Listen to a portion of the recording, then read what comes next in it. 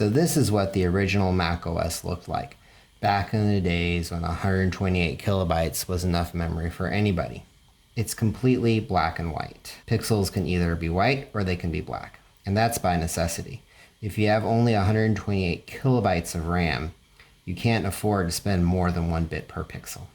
Because you only have black and white pixels, it's very hard to indicate any kind of depth, and the design doesn't attempt to do that at all. It's very difficult to tell if there is a foreground or background window, except by convention. There's no indication the buttons are projected out and clickable. It's all just super flat.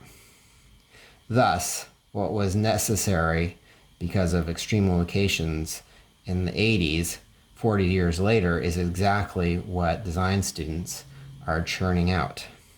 If I was in a class learning how to make good user interfaces and I turned this in as a class project, I would get a freaking gold star for how excellently I've been able to hold back on the urge to use color or a depth or just about any freaking useful feature to indicate what the heck's going on. So let's look at a modern app and how it uses these conventions from 40 years ago to its great detriment. I'm going to pick on this otherwise super well done open source application that takes pieces of plastic and turns them into digital audio. Yeah, I know. What a super modern and relevant app for today's world, huh? But yet, super useful, does a great job, and I actually use it with some regularity because I'm an old fogey. Yet, I'm always having a hard time remembering what the toolbar icons actually do. And maybe that's just because I'm old and out of touch, but frankly, I think they all look the same. And that makes it very hard to form any kind of memory trace as to what they actually represent. First off, everything is basically a gray, round blob. Round gray blob, round gray blob, etc., etc., etc., etc., etc. Now, some of them are at least high enough contrast that it's easy enough to tell what they probably refer to. This is clearly play, pause, and stop.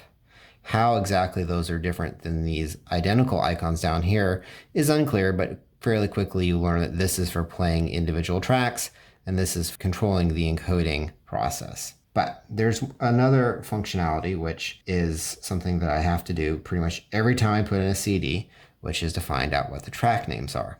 There's a button that you click that causes the application to query a database online with the titles of all the different songs on the CD. Which of these gray blobs do you think it is?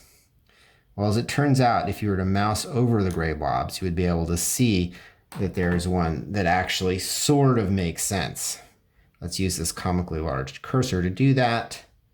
This thing here turns out to be yellow with a little red minus on it. Good luck having figured out what that is in black and white. And this one here is the query the database icon. And the fact that it's meant to be a globe with a magnifying glass over it is at least possible to see in color. And maybe retroactively you can figure out that that's what it's supposed to stand for in black and white.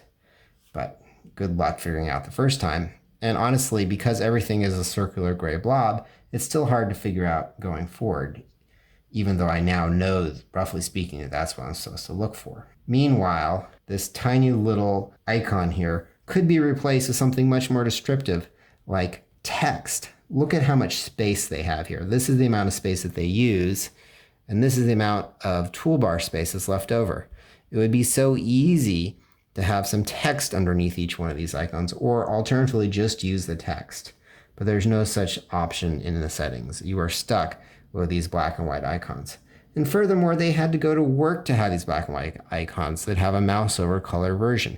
They could just have the color version, and we would be able to tell much more effectively what these stupid icons do. But for some reason, they've decided to hide them all behind a gray shell of meaningless nothingness. So to conclude, this otherwise excellent application that gives you a lot of control over all of its settings and does a really good job of taking dead plastic and turning it into living bits is held back by stupid UI choices that I think are just made based on the fact that every other application is doing that too.